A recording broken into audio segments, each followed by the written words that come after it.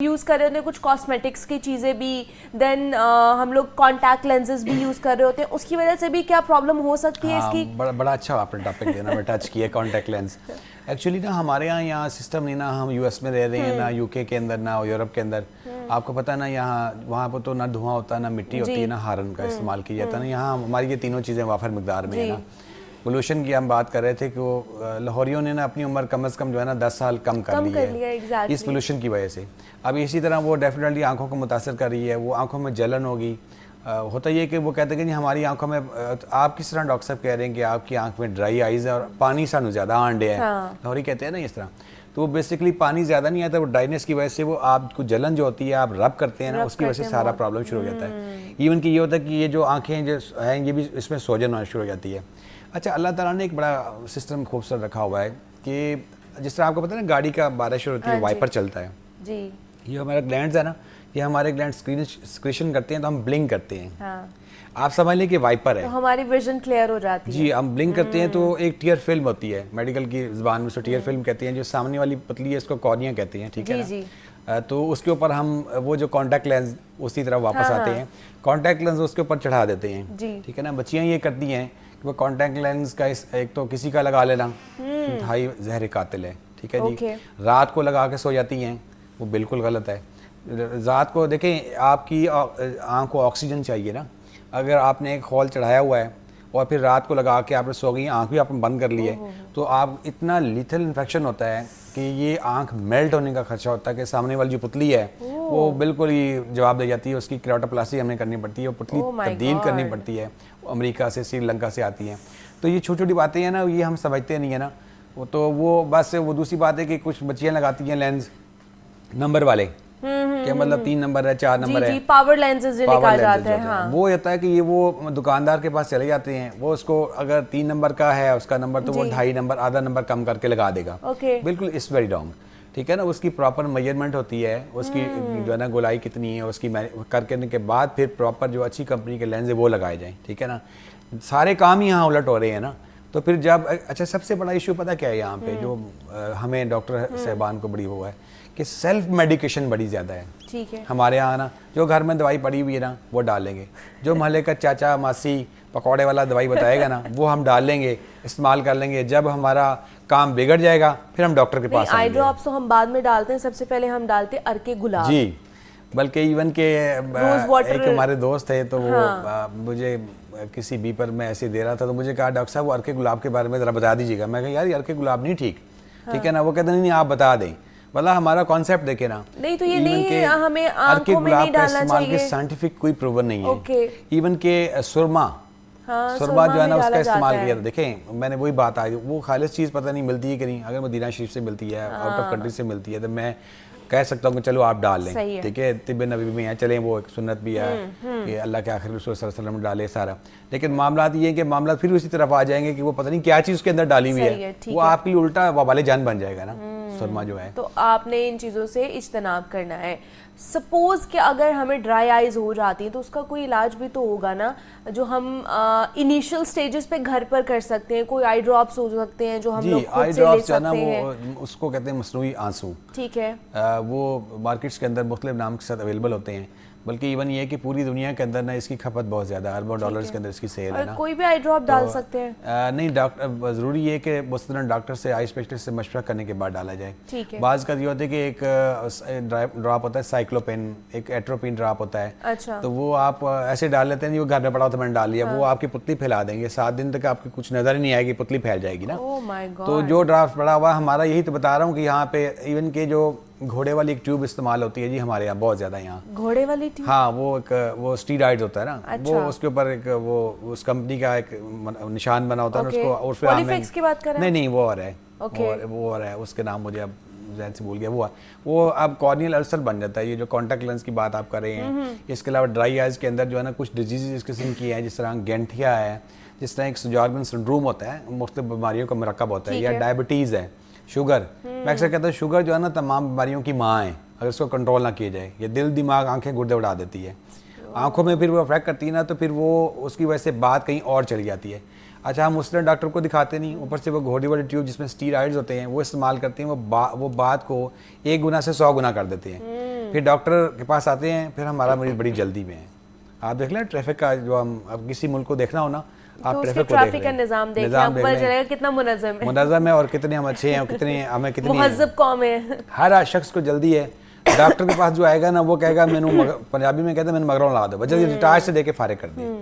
मतलब तो ये अपनी सेहत के लिए हमारे पास टाइम नहीं है, हम नेचर से हटते जा रहे हैं ना। आप बच्चों से बात करें ना, उनको कहेंगे आप बेटा आपने जल्दी सोना है और जल्दी उठना है, आपने सुबह पढ़ना है, वो कहते हैं आप पता नहीं कौन से पत्थर के ज़माने की बात कर रहे हैं, this is a new Ira.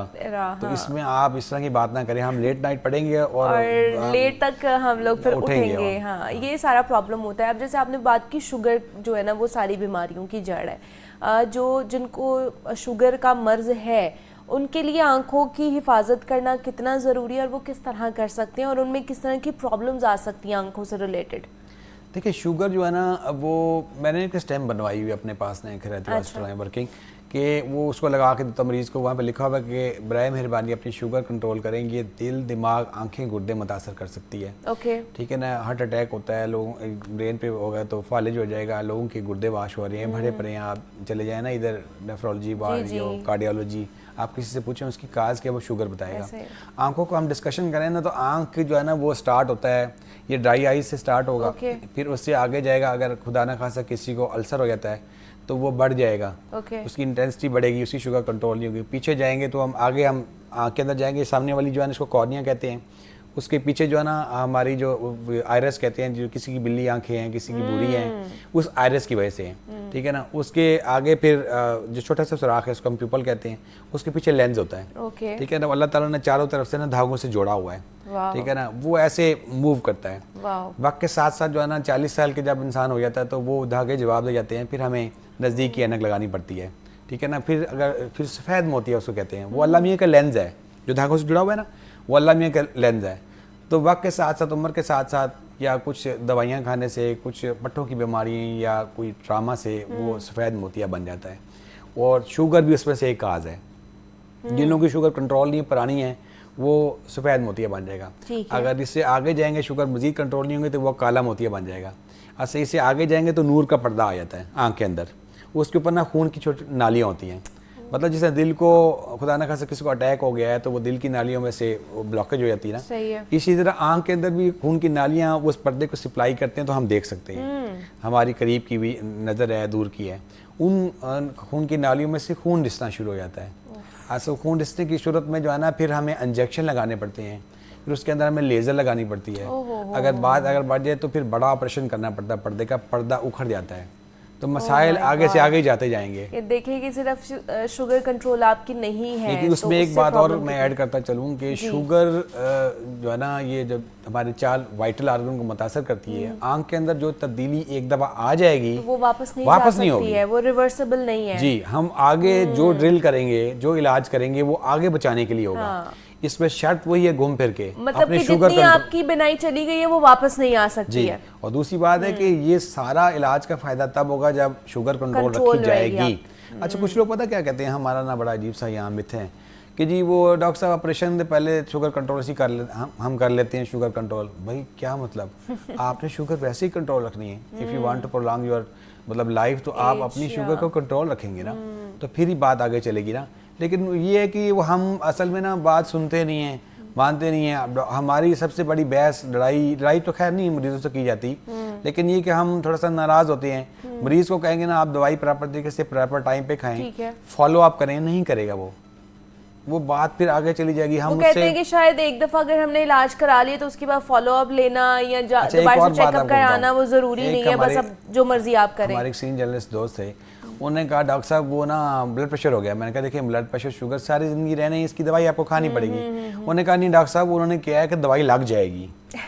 This is very, ये इतना गंदा मतलब कॉन्सेप्ट है कि दवाई लग जाएगी। भाई दवाई लगेंगी तो आप बचेंगे ना, वरना तो दवाई नहीं खाएंगे तो फिर तो आप फिर क्या करेंगे, क्या किया जा सकता है। फिर आपकी लाइफ जो है, एक्सपेक्टेंसी जो है आपकी वो कम होती जाएगी, तो वो आपके लिए ज़्यादा खतरनाक है। और आप अगर अपनी ज़िंदगी से प्यार नहीं करते हैं तो फिर दवाई ना खाएं, फिर यही हो सकता है। अच्छा, दूसरा आंखों में आंसू आना मेरे ख्याल से एक नेमत है कि हमारी क्लिनजिंग होती रहती है, नेचुरली क्लिनजिंग होती रहती है।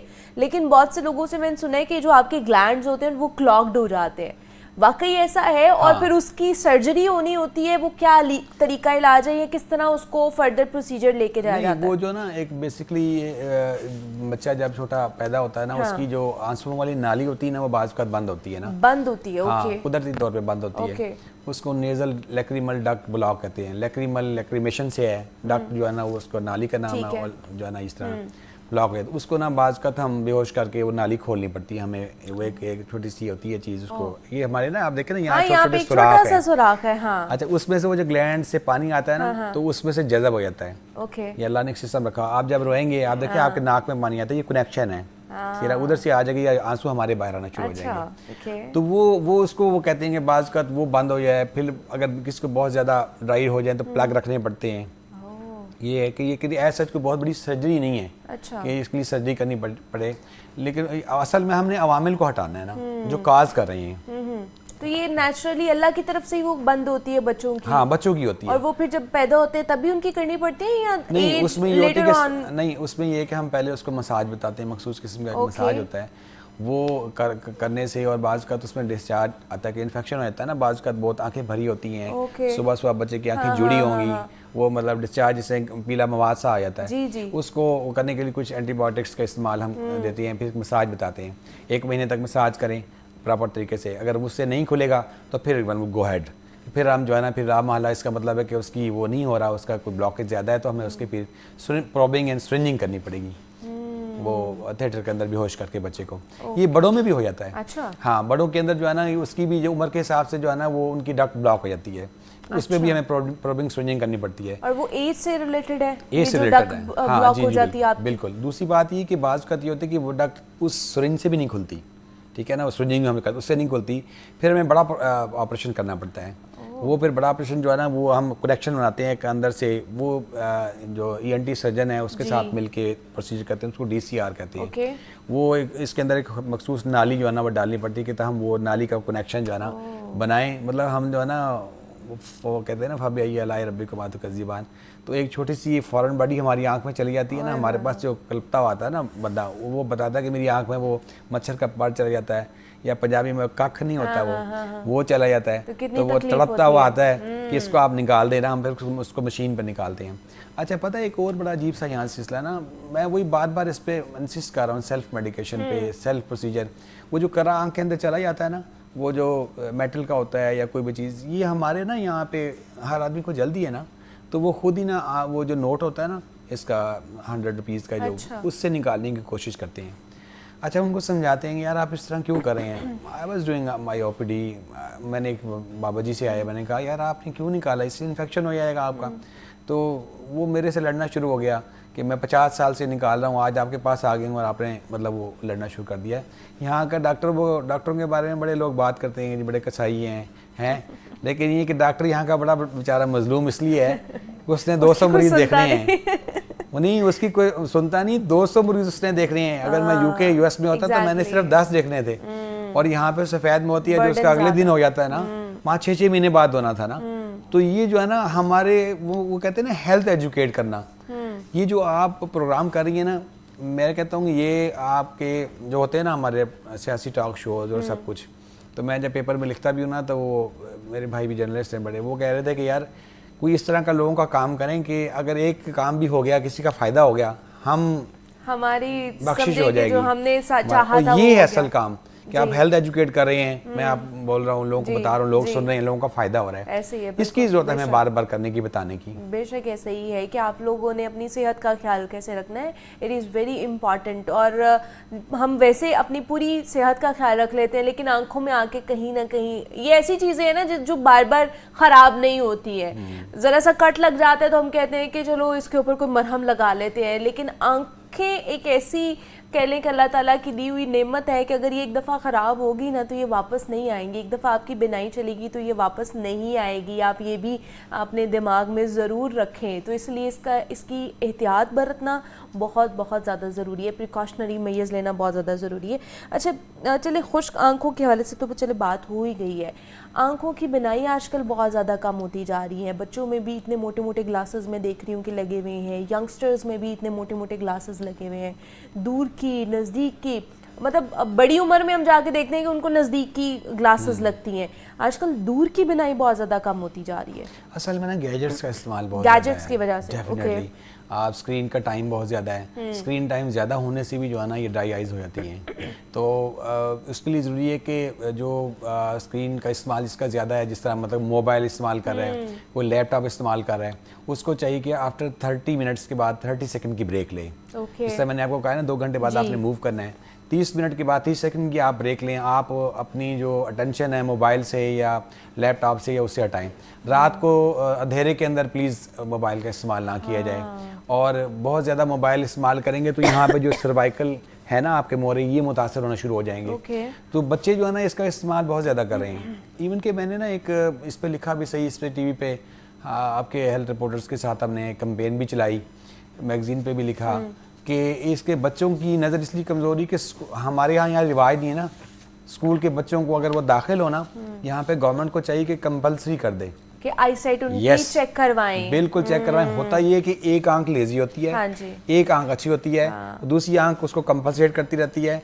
जब हम डॉक्टर के पास जाते हैं तो उस आंख का नुकसान हो चुका था, हम उसको बड़ा मुश्किल से वापस लाते हैं।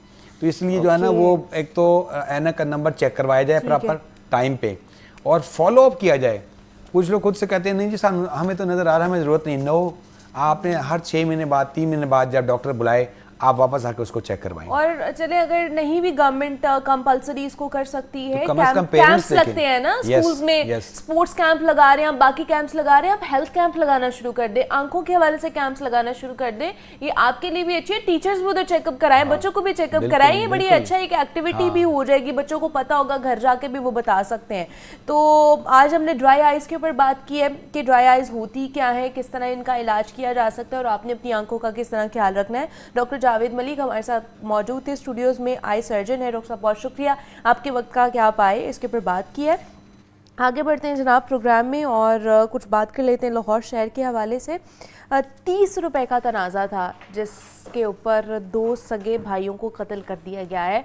थाना रायवंड की हदूद में फल फरोश ने निर्ख के तनाज़े पर 2 सगे भाइयों की जान ले ली है और इसके ऊपर क्या अभी तक कार्रवाई हुई है, मुल्ज़िमान पकड़े गए हैं और उनसे इन्वेस्टिगेशन कहाँ तक पहुँची है, इस पर बात कर लेते हैं। हमारे साथ मौजूद है नुमाइंदा लाहौर न्यूज़ है मुजाहिद शेख साहब, उन्होंने हमें ज्वाइन किया है। मुजाहिद साहब बहुत शुक्रिया आपके वक्त का। मुजाहिद साहब बताइएगा, मुल्ज़िमान पकड़े गए हैं, कार्रवाई कहाँ तक पहुँची है?